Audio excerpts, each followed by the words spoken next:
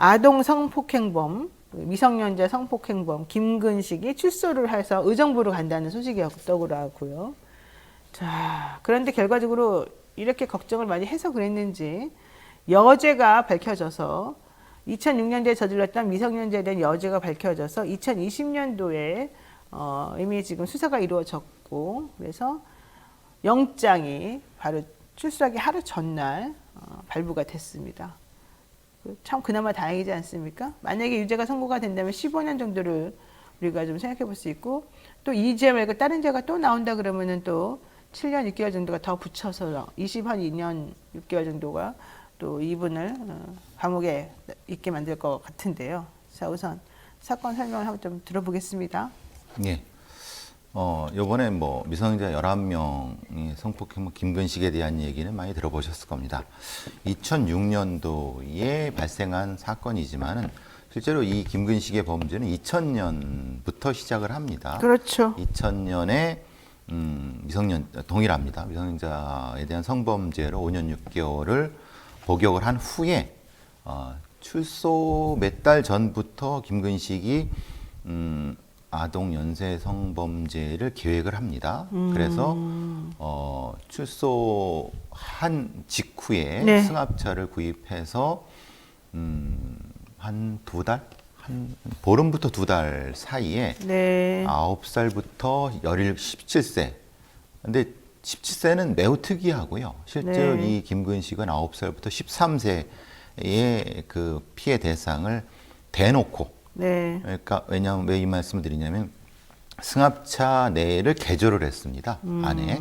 이제 이런 경우는 사실은 미국에서도 대단히 그 특이한 범죄라고 하는데, 네. 도로 다니면서 김포, 강서, 계양 이 근처를 도로 다니면서 이 공간을 나눠 갖고 범죄를 했고, 다행히 이제 검거를 하게 돼서 그때 최대 형량이 15년을 선고받고 네. 나오게 됐고요.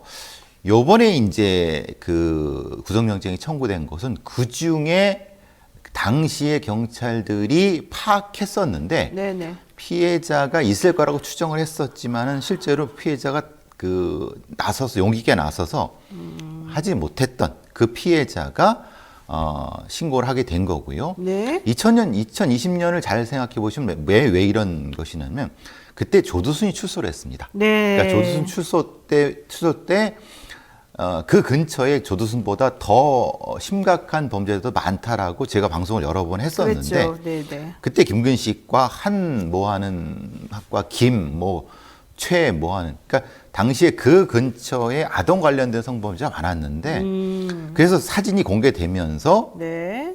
지금은 성인이죠. 그렇죠. 그 피해자 분이 그 사진을 보고 인천 계양서에 고소를 하게 돼서 결국 이렇게 된 겁니다. 자신이 미성년자 때 이 남자로부터 추행을 당했다라는 네. 것을 피해자가 이제 성인이 되어서 네. 2020년 6월에 인천 계양경찰서에 신고를 해서 2020년 12월에. 12월에 네. 신고를 해서 결과적으로는 이번에 영장이 청구가 됐고 발부가 된. 네, 그렇죠. 정말 극적입니다. 근데 어떻게 이렇게 나쁜 놈이 있을 수가 있죠? 미성년자 11명을 성폭행하고. 근데 물어보니까 이 사람은 나와서 재범을 할 가능성이 매우 높은 사람이었다는 거예요. 그렇죠. 그러니까 이런 사람은 화학적 과세 같은 거 못합니까?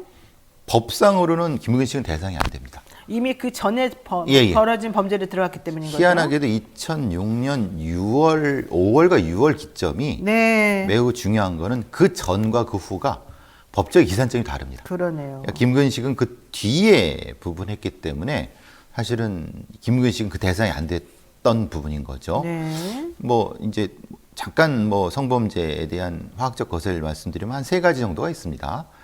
우리가 생각하는 첫 번째, 많이 생각하시는 성범죄 치료를 얘기하는 거고요. 네네. 3번째 부분은 우리가 말하면 쉽게 말하면 물리적 거세를 얘기를 하는 겁니다. 근데 그 부분까지는 안 한다 하더라도 적용을 했어야 되지 않을까라고 하는데 본인이 거부했습니다. 본인이. 예. 치료와 이 화학적 거세를 거부했습니다. 예. 본인이 싫다 그러면 또 어쩔 수 없는 인권의 측면에서 이런 게 이 대상은 그렇게 됩니다. 자, 어쨌든 미성년자 11명을 성폭행한 김근식 12번째 범행이 이번에 드러난 건데 사실 이것만 있을 것 같지는 않고 더 있을 거라는 게 사람들의 생각입니다. 당시의 기록상으로는 빈 공간이 많습니다. 그렇죠. 예. 자, 그래서 이례적으로 출소를 하루 앞두고 재구속이 돼버렸습니다. 어쨌든 언론에서 처음에 공개한 모습하고 실제가 너무 달라서 사람들이 좀 기억을 못했는데 어쨌든 피해자가 알아볼 수 있었던 사건은 예전의 사진일 테니까 그 사진으로 이번에 좀 또 피해자가 확인을 해줬다는 좀 얘기인가 설명을 봐요. 드려야 될 것은 네. 이건 선택적 아동성범죄의 피해자들은 네. 사진이 이렇게 나오지만요. 네. 지금 화면에 보시겠지만은 사진 한번 보여주세요. 예. 네. 못 알아볼 것 같으시죠? 네. 근데 알아봐요? 예. 그리고 왜 그러냐면 제가 여기서 말씀드리기 어려운 김근식의 범행 방식 때문에 그렇습니다. 아 그래요? 예, 뭔데? 아주 잔혹한 방식이기 때문에 피해자가 저 얼굴을 못 알아볼 수가 없습니다. 어떤 방식이요? 예, 그건 방송을 공개하기 어려운 부분 아주 대강에도, 잔혹한 방식이기 때문에 특히 이제 이런 선택적 아동 성범죄자는 그 강간 이상의 방법을 사용하기 때문에 그 피해자들이 평생 저 얼굴 못 잊습니다. 그래서 보통의 경우는 보통 대부분 피해자분들이 숨죠. 근데 이 경우는 조두순의 사건이 커지면서 네. 아마도 피해자분이 그 용기를 내셨던 것은 그 상황, 사회적 상황과 연결이 되는데 다른 피해자분들도 분명히 지금 계속 나오고 있습니다. 뭐 어제 방송된 것도 미국에 사시는 피해자분이 이 김우식에 대한 맞다라고 이제 신고를 했다고 하는데 그 정도로 아동 성범죄 피해자들은 아주 멀리 가려고 합니다. 그래요. 미국에 이민까지 가서 도망가려고 하죠. 뭐 당연히 충분히 이해합니다. 근데 그 얼굴은 절대 못 했습니다. 예. 자, 죄질에 비해서 징역 15년이 가벼워서 논란이었는데 그 당시 30대 때 이런 일을 저질러서 지금 나오면 50대다. 그러니까 이 사람 재범 확률이 높지 않겠냐. 사회 적응도 잘 못하고. 그러면 재범 위험성을 높다고 판단하는 사람의 특성이 따로 있는 거예요? 예. 어떤 거예요? 특히 이제 재범 위험성 세 가지 기준이 있습니다. 폭력범죄 재범 위험성, 네. 성범죄 재범 위험성, 그다음에 아동 대상, 미성년 대상 재범 위험성 세 가지 지표를 가지고 판단하는데 네. 이것은 뭐 나이나 이런 것보다는 현재 상태를 출소 전에 판단을 합니다. 집중 면담을 통해서 지금의 위험성에 대한 판단을 하거든요. 네. 그렇기 때문에 이 사람이 가지고 있는 이 어떤 뭐라나 스트레스 회복 지수라든가 아니면은 언어적 습관이라든가 이게 흔히 말하는 피해 대상을 상대하는 언어 방식과 행동 방식 자체가 네. 아주 뚜렷하게 드러났기 때문에 네. 보통 이제 아동 성범죄자들은 저희들이 평가하기엔 교정 교환은 거의 안 힘들다고 된다. 합니다. 안 된다고 보죠. 그래서 아예 화학적 거세야 된다. 그래서 사실 그런 얘기 나오죠. 예. 자, 이 사람은요 5년을 복역한 뒤에 출소를 했는데 또 다시 범죄 저질러서 15년형을 지난번에 받은 거예요. 같은 미성년 성범죄입니다. 예. 그러니까요. 그러니까 미성년자만 대상으로 보통 이제 하는 것으로 보여지고 5년을 복역해놓고도 출소하자마자 15일 만에, 16일 만에 범죄를 저지르는 걸 보면 이 아동 성범죄자들은 끊을 수가 없나 보다. 예, 그렇죠. 그래서 너무 이제 끔찍하다. 조주빈 같은 경우를 우리는 트레이더라고 부르고 네. 이 김근식을 트래블러라고 부르는데 네. 그 이전에는 이제 이거를 큰 차이 없이 해서 컬렉터라는 개념을 썼었습니다. 컬렉터. 예, FBI의 공식적인 명칭입니다. 컬렉터라는 영국도 있었는데. 영화도 있었죠. 영화도. 안젤리나 네, 졸리 네. 나오는 덴젤 워싱턴 나오는 근데 그건 잘못된 겁니다. 왜냐하면 그건 본 컬렉터를 오용한 거고 실제의 FBI의 공식적인 어떤 아동 성범죄자에 네. 대한 지칭은 컬렉터가 맞고 그것이 분화가 된 겁니다. 그러니까 조주빈 같은 형태의 거를 트레이더라고 하고 네. 김근식까지 트래블러 도로 댕기면서 직접적으로 가서 성범죄를 하는 경우. 그런데 그 정도로 성향이 아주 독특하고 아주 위험성이 높기 때문에 네. 아예 별도로 구분을 해서 분류하는 겁니다. 오늘 뉴스 중에 하나가 또 조주빈 그 엠번방 사건에 네. 조주빈이 또 직접 그렇게 범죄 행위한 것이 또 이번에 드러났다. 그 이전에 응. 엠번방 사건 이전에. 사건 이전에. 예, 예. 그게 이제 밝혀졌다 이번에. 예, 밝혀진 이번에. 그게 나와서 저희를 깜짝 놀라게 만들었는데 이 사람도 마찬가지였던 것 같아요. 김근식도 그렇죠. 12번째 피해자 이번에 그것 때문에 이제 잡혔잖아요. 근데 그거 말고도 13번째 성추행 당했다는 피해자가 또 나왔어요. 그 미국에 사신다고 하는 그렇죠. 분이죠. 예, 20년 전에 성추행 당했다. 근데 이런 식이라면 계속 나오겠죠. 지금 기록이 명확하지 않지만요.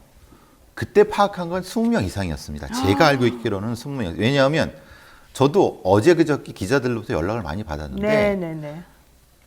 기록 좀 어떻게 확인하는데 문제는 한국의 경찰이 그 기록을 하지 않는 게 참 이 나쁜 버릇인데 그래서 제가 김근식이 아닌 다른 죄송합니다. 다른 범죄자를 파악하고 있었는데 네. 김근식이보다 더 한 애가 더 있었던 것 같아요. 그러니까 총 그쪽에서만 6이 있었는데 6 범죄자가 있었는데 다 나왔어요. 왜냐하면 그때 형량이 최대 15년이었거든요. 김근식이 오래 나오게 된 거는 그 전에 교도소내에서 싸움을 해갖고 1년이 추가돼서 나왔어요. 네, 그랬죠. 그러니까 우리는 그러니까 김근식만 위험하다고 생각하는데 김근식 유해 애들이 몇 명 더 있었는데 걔네들은 1년 전에 이미 나와버렸어요. 그래서 지금 또 구속된 경우가 이런 경우들. 우리가 참 너무 취약한 부분입니다. 그러네요. 자, 어쨌든 조두스는 부인도 있지만 김근식은 부인도 없이 이게 그래서 더 위험하다 뭐 이런 얘기도 나오고요. 이번에 재구속돼서 구속 적부심을 이제 신청했대요. 본인으로서는 억울하다 이런 취지겠죠. 그렇지만 저는 적부심을 안 받아들이고 그냥 너 계속 거기 있어라 수사할 때까지 기소될 때까지 이럴 것 같은데. 지금 받아들이면 큰일 내보낸 나죠. 예. 그러면 누가 책임집니까? 자, 어쨌든 김근식은 현재 혐의를 부인하고 있는 상황이고요. 이게 시간이 너무 많이 지났기 때문에 예전에 있었던 사건을 입증하는 것이 쉽지가 않다. 그래서 이 김근식의 변호인은 뭐 예전에 잘못은 잘못이고 이번에 뭐 새롭게 다시 나타난 것들은 증거가 부족한데 뭘 가지고 얘기를 할래? 그럼 그동안에 가만히 있었니? 이런 식으로 지금 변호를 하려고 하는 것 같더라고요. 그러니까 변호인이 잘 모르시는 겁니다. 이 김근식의 범죄의 특성을 보면은 네. 피해자가 김근식을 못 알아보거나 그 패턴을 못 할 수가 없습니다. 그래요. 그것은 분명히 검찰에서 가지고 있습니다. 그렇기 때문에 자신하기 때문에 사실 그런 거고 김근식의 변호인은 그냥 언론 플레이 하는 거죠. 예. 자, 어쨌든 중요한 건 형량은 보통 뭐 15년이 최대치니까 이런 경우는 15년형을 받을 가능성이 매우 높습니다. 그리고 여죄가 또 생겨가지고 이 경합범으로 들어가게 된다면은 가장 중한 죄의 정한형의 2분의 1까지 되는 거니까 15 플러스 22, 그러니까 7년 6개월이어서 22년 6월까지가 원래 될 것 같아요. 그러면 지금 50대라고 하니까 22년 6월을 더 붙이게 되면 7, 80 정도 되겠네요. 나오게 되면. 그럼 지난번에 조두순하고 좀 비슷해 보이는 건가요? 나이가? 그때 참 죄송한 말씀입니다만 아동 성범죄자는요. 네. 80이 넘어도 아동 성범죄를 합니다. 아동에 대해서는? 네. 아이고만이. 그건 나이하고 관련 없습니다. 그러니까 그 공격성을 완전히 제거해야 됩니다. 지금 그 얘기 때문에 여쭤보는 건데요. 자, 다시 수감이 돼서 만기 출소를 하든 어쨌든 간에 언젠가는 사유로 나오는 거잖아요. 20년 후도 언제든 간에. 원래 김근식은 출소를 앞두고 경기도 의정부 소재에 있는 한국법무보호복지공단 기관에서 지내기로 되어 있었는데 그래서 의정부 시민들이 길을 막고 못 들어오겠다라고 했었던 거잖아요.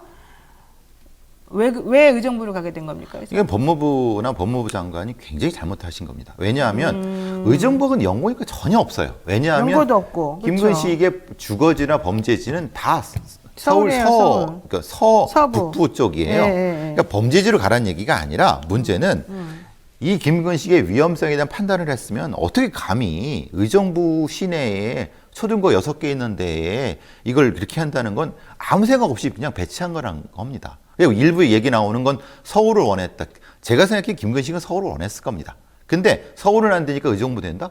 그럼 말도 안 되는 소리가 어디 있습니까? 그러니까 충분히 지자체와 의논을 해갖고 다른 어떤 방향을 찾았어야 되는데 아무 생각 없이 의정부 했다면 의정부 시민들이 이건 말이 안 되는 거죠. 네. 그러면 이건 차츰 그 이전에 네. 몇 달 전부터 이 주거지에 대한 걸 충분히 논의를 하고 했어야지. 네. 이게 무슨 꼴입니까, 이게? 그럼 아무런 논의도 없이 그냥 졸속으로 이렇게 이루어졌다는 거예요? 그렇죠. 그렇게밖에 설명이 안 되지 않습니까? 그러니까 이제 결국은 뭐 차선 대안으로 구속영장 이렇게 했던 부분은 이건 뭐라고 얘기해도 이거는 법무부에서 크게 잘못한 겁니다. 알겠습니다. 자, 인근에 학교도 있고 어린이집도 있고 유치원도 있는데 이런 것들 좀 고려를 해줬으면 좋겠다는 게 개인적인 바람입니다. 당연하죠. 그러면 적어도 그것이 없는 어떤 공간을 마련한다든가 네. 충분히 시간이 있었는데 이렇게 안 했다는 건 별로 관심이 없다는 거죠. 그러니까 그동안 아무 생각 없었다는 거예요. 그런 거죠. 자, 노영의 뉴스인사이드 여기까지 정리해야 될 것 같습니다. 오늘은 배상훈 프로파일러와 함께 배프의 촉 함께했습니다. 김근식 편 했는데요. 앞으로도 김근식 씨에 대해서는 소식 들어오는 대로 다시 한번 정리해서 말씀드리도록 하겠습니다. 오늘 말씀 고맙습니다. 감사합니다.